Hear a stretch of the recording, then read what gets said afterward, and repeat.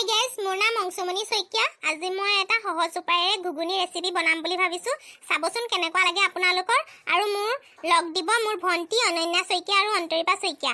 আহকচোন চাওঁ কেনেকৈ আমি এই সহজ উপায়েৰে ৰেচিপিটো প্ৰস্তুত কৰোঁ। ঘুগুনি বনাবৰ বাবে আমি বুট লৈছোঁ, 2টা বিলাহী লৈছোঁ আৰু লগতে 3টা আলু লৈছোঁ। আৰু লগতে মছলাৰ বাবে আমি জলকীয়া লৈছোঁ, আদা, নহৰু, পিঁয়াজ, তেজপাত আৰু কেইটামান গোটা জিৰা। চব্জিখিনি আমি কাটি ল'লোঁ। এতিয়া মছলাখিনি পিঁয়াজটো আমি কাটি ল'লোঁ। আদা, নহৰু আৰু জিৰাখিনি আমি মিক্সিত পিচি ল'ম। তাৰপিছত তেজপাত লগতে লৈছোঁৱে।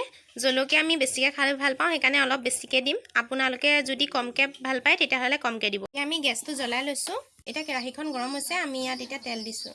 তেলখিনিও আমি অলপ গৰম হ'বলৈ দিম। এতিয়া আমি তেলত গোটা জিৰা কেইটামান ফুটাই লৈছোঁ। লগতে আমি পিঁয়াজো দি দিছোঁ আৰু জলকীয়াও দি দিম। তাৰপিছত অকণমান এইখিনি অলপ ফ্ৰাই হ'বলৈ দিম। এতিয়া ফ্ৰাই হৈ গৈছে, আমি লগতে তেজপাতো দি দিছোঁ আৰু এতিয়া আমি বুটখিনি দিম। বুটখিনি দি হোৱাৰ পিছত আমি আলু দি দিছোঁ। এতিয়া আমি এইখিনি ভালকৈ মিক্স কৰি পিনে ফ্ৰাই কৰিম অলপ দেৰি কাৰণে। এতিয়া আমি ইয়াত অলপ নিমখ এড কৰিছোঁ আৰু লগতে হালধিও দি দিম আমি। আৰু এইখিনি ভালকৈ মিক্স কৰি অলপ দেৰি বাবে থাকিম। 10 মিনিটৰ পিছত আমি ঢাকোনখন খুলি চালোঁ আৰু ইয়াত অলপ সিজি গৈছে। এতিয়া আমি ইয়াত বিলাহী এড কৰিম। তাৰপিছত আমি ভালকৈ এইখিনি মিক্স কৰি অকণমান ফ্ৰাই কৰিম। বিলাহী আৰু বুটখিনি লাগি নধৰিবৰ বাবে লগতে পানী অকণমান এড কৰি দিছোঁ। তাৰপিছত আমি এইখিনি অলপ মিক্স কৰিম।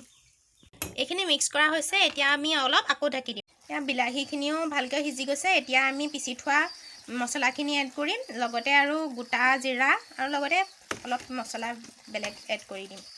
এয়া গোটা জিৰা এড কৰিছোঁ। তাৰপিছত আমি অলপ পেকেটৰ মছলাও এড কৰিম। তাৰপিছত এইখিনি ভালকৈ মিক্স কৰি দিম। এতিয়া এইখিনি মছলাখিনিও মিক্স হৈ গৈছে আৰু বহুত ধুনীয়া গোন্ধ আহিছে ইয়াৰ। এতিয়া আমি অলপ পানী এড কৰিম ইয়াত। এইখিনি অলপ অকণমান লৰাই দিছোঁ। তাৰপিছত আমি এতিয়া এইখিনি উতলিবলৈ দিম। এতিয়া এইখিনি অলপ উতলিছে, আমি এইখিনি এতিয়া কুকাৰত ভৰাম। তাৰপিছত 3টা চিটি আহিবলৈ দিম। এয়া আমি এতিয়া কুকাৰটো গেছত উঠাই দিছোঁ আৰু 3টা চিটি অহালে আমি এতিয়া বাট চাম। এতিয়া কুকাৰৰ গেছখিনি গৈছে, আমি এতিয়া এটা বাউলত এইখিনি উলিয়াই দিম। এয়া চাওক দেখিবলৈ কিমান ধুনীয়া হৈছে আৰু গোন্ধটো ইমান ধুনীয়া ওলাইছে যে মোৰ শুঙিয়ে খাওঁ খাওঁ লাগিছে।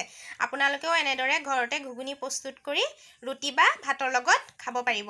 আমাৰ ৰেচিপিটো কেনেকুৱা লাগিল? যদি ভাল লাগিল কমেণ্ট কৰি জনাবচোন।